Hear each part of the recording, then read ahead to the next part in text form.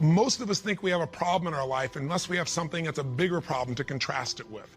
And when you see this story and you walk through their exact life experience of the course of these 2 years, the year that we work with them is 30 days, but you see the course of what's happened to them by finding out what's happened a year later, you begin to understand that it doesn't matter what happens in your life, you are more than any moment. There's no challenge you can't face and overcome. The events of our lives don't control our lives, our decisions do. And so I figured if we could take a couple that has faced this big a challenge and be able to break through, then you could look whatever's in your life and make it happen. It's kind of like, if I wanted to show you that if you could face your biggest fear, your smaller fears kind of drop aside. It's like, what's your biggest fear? Today, one of the biggest fears so many people in North America and around the world, the Western world, are facing is losing their job. It's a horrific possibility. It has impact on your family, your psychology, your emotion, so many things, your choices. But the truth of the matter is, what's a problem? Losing your job is a massive problem until you find yourself in a position where you lose all your savings. What it took you maybe 10 years of working to get. Then what's a problem after losing your savings? That's not a problem anymore when all of a sudden you lose your leg or an arm or something horrific happens to one of your children. That's not a problem when someone tells you all of a sudden that you have terminal cancer. And I've had those moments where somebody says you've got that tumor in your brain and we don't know what it means. Those moments take your other problems and make them disappear. And you know what's interesting? When you ask most people in North America, what's the greatest thing that could ever happen to you? Give them 10 seconds. It's been done over and over again. First 10 seconds, what comes to your mind? What's the best thing that could ever happen in your life? The majority of people in North America say what? Can you guess? Winning the lottery. And many of them say winning a $100 million lottery, $200 million lottery. That's what's going to make their quality of life extraordinary. But when you do the studies, and there have been many done over the last 15 or 20 years on people that win these giant lotteries, what are their lives like 2 years later, 3 years later, 5 years later? Is the quality of their life extraordinary? Rarely, if ever. Because what's happened is they haven't grown. Life gives us these events, these, quote, horrific events, because there's an area of our life that has to grow. If you were to ask me, Tony, out of all the millions of people you've worked with, if someone really wants to feel alive, they want joy, they want happiness, they don't just want money or things or just even respect. They want to feel a sense that life is meaningful and alive. What does it take? I tell you one word: progress. When you're making progress in your life, it doesn't matter where it is, you're going to feel more alive. If you're overweight, but you get yourself today and you say, you know what, I'm stepping into gear. I'm just putting these darn shoes on. I'm not waiting for the perfect, person to come by and coach me. I'll get that too. But right now, I'm just going for a walk, or I'm going to go for a jog, or I'm going to go lift some weights. I'm going to do something right now. And you get yourself into gear, and you do that for a few days in a row. Even if you haven't lost the 10, 20, or 30 pounds yet, you're going to start feeling better immediately because you have the power of momentum and you're making progress. Progress equals growth. Growth equals feeling alive. We grow or we die. So what's the worst thing that could ever happen in your life? Same survey, asked the people in North America, 10 seconds to come up with the answer. Number one answer, to become a quadriplegic. That's why I made the show. Because the idea that I could be in a position where I'd be alive, but I couldn't physically feed myself, take care of myself, that I'd be completely immobilized, for most people, that's the scariest thought of all. To them, that's the worst possible fear. So by going through this journey with Frank and Kristen, and experiencing their emotions and seeing and feeling that in 30 days they could go from trapped in their home where there is no possibility of a future, no idea of intimacy, no idea of children, to world travelers who are doing things they weren't doing before when he was, quote, supposedly able-bodied, happier and stronger and closer in their love than ever before. And you know it's real, and you see the results a year later as we do the follow-ups, and you haven't seen the follow-ups, be sure to see that and hear about the story of what's happened with them. When you get that experience, it affects you, because it isn't somebody verbally telling you a story. It's something you kind of went through. So the idea here is, I'm sure you have some other fears outside the one we just came up with.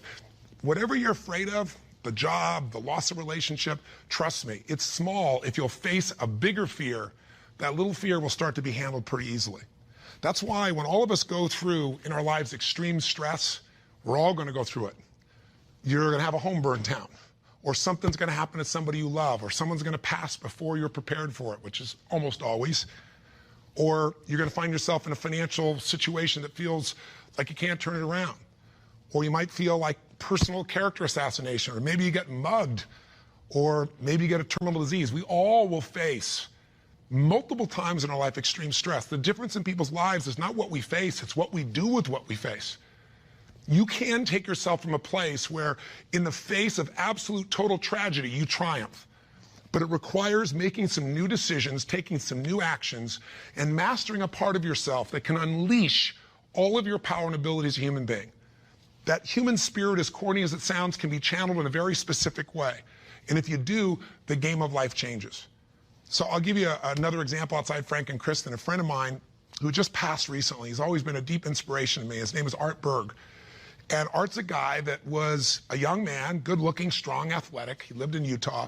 And he fell in love with his absolute sweetheart. She was, you know, the most popular girl, the most attractive girl. She met all the criteria of a college boy. And his buddy and he are driving across the state to go to where he's going to get married. And he falls asleep in the back seat while his best friend is driving. And his best friend falls asleep in the middle of the night as they're driving. My friend Art Berg woke up rather intensely on the desert floor with the car upside down, his legs trapped beneath it, and unable to feel anything. He became a quadriplegic in an instant. His friend actually was beat up, but actually survived. Now, what do you do in a situation like that? Well, the first thing most people do is they want to curse God or they want to curse their friend. It's not their fault. Most of what happens in our lives is not our fault, but what we do with it is going to determine the quality of our lives. Sometimes it is our fault, let's be honest. But lots of times, events happen. Stuff happens, or whatever word you want to replace stuff with. You know what I'm talking about. But what's different about this man is he made a different set of decisions. On that day, he said to himself, you know what? I got two choices. I can live here in the dirt and live and suffer the rest of my life in what I've lost, or I can figure out how to maximize what I have. He developed this mindset. His mindset was, before the accident, there were about probably 10,000 things I could do. After the accident, he said I could probably do 9,000 things. Before the accident, I was probably not even doing 500 of those things. I'm going to do more while I am now. And he did. He became an entrepreneur, started his own bookstore, and became very successful. He married the same childhood sweetheart because this man was so inspirational to be around. It didn't matter what he was in a chair. She loved him. He had 2 children, one of the greatest gifts of life. And he did all kinds of crazy things. He'd scuba dive. His friends would put him in a suit and tie a set of weights to him. He'd drop to the bottom. They'd drag him along the bottom. That was his idea of scuba diving. He was an incredible human being, and he lived an incredibly full life filled with joy. The worst thing ever happened to you, be a quadriplegic. The best thing, win a lottery and feel like everybody wants something from you and you didn't earn it, and there's no sense of joy and everything's about trying to hang on to what you got. What is the best thing that could happen to you? What is the worst? The worst is not to take control of the force that controls your life. And that force is human emotion. I mean, I want you to think about this and answer a question for me if you would. What really changed Frank and Kristen's quality of life? What changed them? You can see the change. You can see it even more a year later, that it's continued to happen. What made the change possible? Did you get it? Did you see it? The answer is simple. We changed the emotional pattern that was controlling their life. And you and I have emotional patterns that are controlling us right now. Whether we're aware of it consciously or not doesn't matter. It's the force that is shaping you. It's shaping your relationship. It's shaping your finances. It's shaping your career. It's shaping the amount of joy or unhappiness or suffering or excitement you have right now in this moment. But it's an invisible force most of us never take a look at. You might want to take a look at it right now through the eyes of what we did with Frank and Kristen. Now, what was the emotional pattern that was dominating them at the beginning of the show? You could feel it, couldn't you?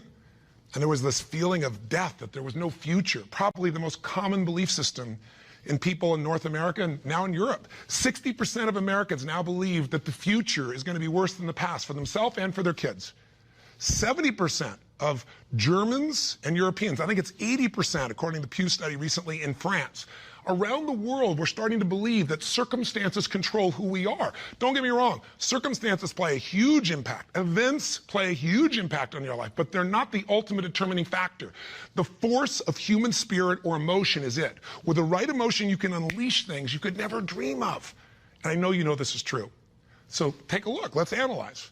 Where do these two live after the accident? Well, where would you live if you were Kristen? I mean, you've lost your future, supposedly. There's no intimacy. There's no chance of children. You've become the full-time nurse to your husband who you love, but now you're changing his catheter every few hours. You're afraid to leave the house because you're afraid, what if he falls over? He may stop breathing. I mean, there's no life. So she goes from the emotions of feeling depressed, for the life she's lost, to feeling angry. I call it a crazy 8. We get tired of feeling sad, and then we'll get angry for a while, and then we beat ourselves up for being angry at ourselves or God or our partner, and then we get all depressed again. It's a common pattern. You don't have to have something like their event happen in your life to get stuck in a crazy 8. But interestingly enough, she's living in that place, and now what's Frank doing? Frank wants to help his wife, but he's got a limitation we got to break through. He's got a belief. All breakthroughs start with a change in your beliefs. Because once you believe how something is, that means you're certain that's how it is. If you're certain it can't change, you're right, it can't. I can't convince you. No one else can convince you. And Frank's thinking, I'm helpless, and I've harmed my wife. And he's living with the emotions of guilt and sadness and depression. And when he's tired of that, he gets completely overwhelmed because he says, if I just would have not jumped in, or if I would have jumped in a different spot, or a million other things, if they were different, then I wouldn't have destroyed my wife's life. Instead of saying, my wife needs me right now, and I don't give a damn if I'm trapped physically in this chair, my soul, my spirit's going to reach her. That's my assignment, to get him to remember that power. To not only get him to remember it, but to get him to use it and shift his wife. And that's what we did through this process. How? Well, the process really was giving him a series of experiences that would change his entire belief about who he is. I could try to tell him, oh, here's what you can do. Yeah, I'm 6'7", and I obviously have use of all my appendages. Easy for me, right? But if I get him to have some experiences, like I bring him to Fiji, and I show him he can get out of the house, more than get out of the house, become a world traveler, and go through all the challenges that are part of that if you watch our little section of the story behind the story, you'll hear some things that weren't in the show about that, by the way. But I get him to travel to Fiji, and the first thing I got to do with him is I got to get him to experience, not know intellectually, but experience he can make a difference for his wife. He is not helpless. She needs him, and he can transform her. He can take her from crying, sad, out of control, angry, to laughing and giggling and feeling love that fast. It's a beautiful moment in the show if you watched. And all it is something called presence. Something if you're not clear about, do some homework, follow up with us or someone else, figure out how to create that, because that's what changes relationships. Presence. It works. And Frank starts to understand, not verbally, but by his own experience, hey, I don't have to live in that sadness or that feeling of being unworthy or that feeling of being overwhelmed. I can matter. I can matter to her. I don't have to be the person she just takes care of. It was a huge shift in the experience. And I'm giving you Frank's example because it relates to yours. Maybe you have different emotions, but don't we all get to points where we feel like we don't matter or we can't change something? We're stuck, and it's our belief. Great way to break that belief, get yourself another experience. That's what I do with people in seminars. That's what I do in any coaching process. Change it. What do we do after that? We take him through the experience of facing his fears, and we get him to do the skydive together with his lady. And he feels total freedom for the first time since the accident. You get freedom when you face your fear. Not just face it, but you push through it. I get him to face separation from his lady for 10 days. Get him to be in a room with Olympic athletes who couldn't move across the room. He couldn't move across the room, but now they're incredible, and he feels like he's not enough, and he has to push through that. Show him how to get back his dream, drive his truck, get in that thing and drive 100 miles an hour, even though all you got is your elbows to drive the darn thing, and I'm on the other seat. Pretty cool thing. So it was a stacking of these experiences that got Frank to own himself in a new way, to build a new identity, a new set of emotional patterns. So here are the steps, and this is what you want to do. What did I do with him? I did 4 things. That's all I really did at its core. Number 1, for both of them, for Frank and Kristen to transform, I identified where do they live emotionally. That's what you got to do. Where do they live emotionally? Well, we just described where they live. Depression, anger on one side, feeling guilty, feeling overwhelmed, feeling sad on the other. There's no way they can change their life with that as the emotional fuel to get you to take action. You're not going to take action. There's not enough intensity to get you to get through the obstacles or the tragedies or the challenges. Once you see what the pattern is and you tell yourself the truth, this is where I'm living, step 2 I did with them, is I identified what's the antidote. So if fear is what's controlling things right now, we need an antidote called courage. Now, courage doesn't mean that you're not scared. Courage just simply means that you're scared to death, but you do it anyway. It's an emotional muscle. It doesn't feel good. You just exercise it. That's what courage is. I mean, everybody you know has different emotional patterns. And it may be hard to see it in yourself, but I bet you know in other people. I mean, come on. Don't you know somebody who lives every day and they're angry all the time, or they're pissed off, or they're frustrated, or they're worried all the time? I mean, haven't you met people at different times who, don't you know somebody that's always kind of playful or crazy or cracking jokes? Better yet, do you know somebody who's not really funny, but they think they are? And they tell a stupid joke and everything else. It's not even funny, but they crack themselves up so much that you find yourself cracking up, right? I mean, people have patterns. The question is, what's yours? See, if you can identify the patterns in other people, you can start to see them in yourself as well. And you know what we all do? We all find a way to try to get what I call home. Home is, I noticed after 9/11, I'm with 2,000 plus people from, I think it was 45 countries. I was in Hawaii. The accidents happened, the tragedy happened, the attacks happened, and we got the information at 3 o'clock in the morning in Hawaii, and we had 100 plus people, 200 people that were from New York, many of which worked and had offices and friends in the towers, and all their friends died or their whole company disappeared. And I had to bring these people in from all these countries with different religions, different backgrounds, different belief systems. Some people were celebrating. Other people were crying and saying it was the end times. It was unbelievable. I noticed all this emotion around me. And the biggest thing to put them all together is I had to say, what's really going on here? And I noticed angry people got angry. Sad people got sad. Guilty people, a nurse, she was guilty. She wasn't there helping people, but she's always guilty.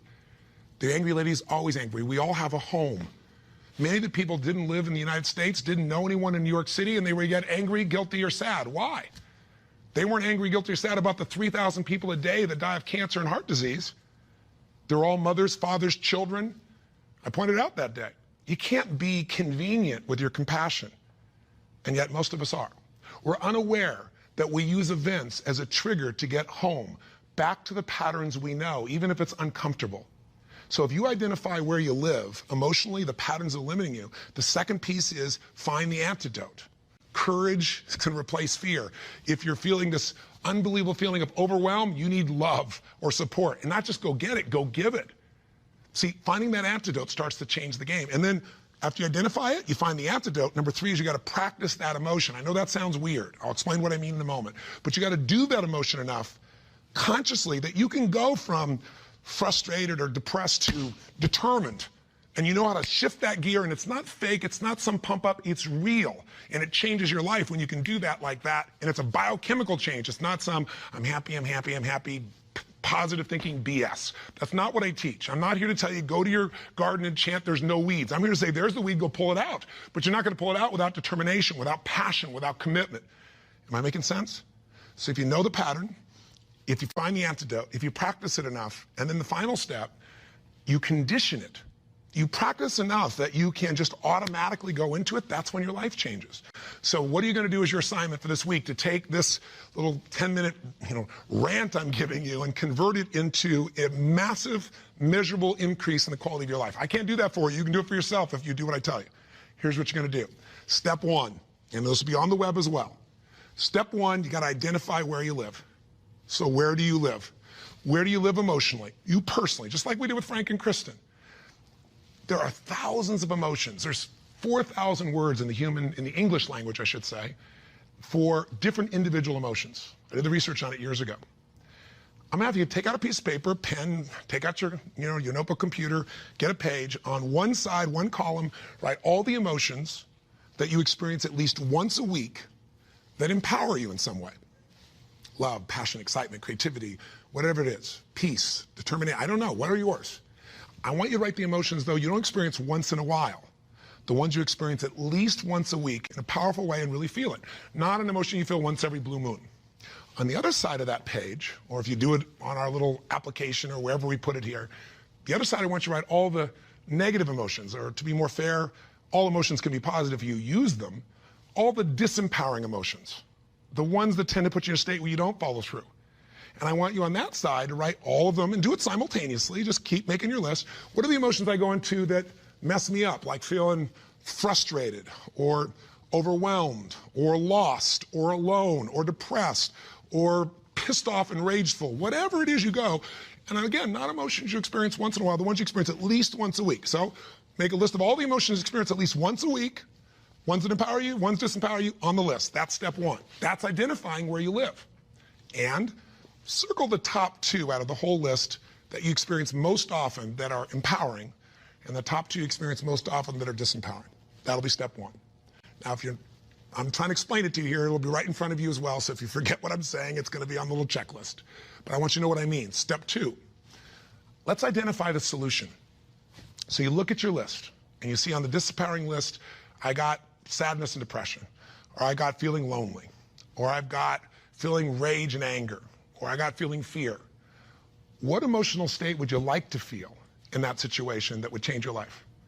If it's fear, maybe it's courage. Again, courage doesn't mean it's easy, doesn't mean you feel, confident. It just means you're going to do it anyway.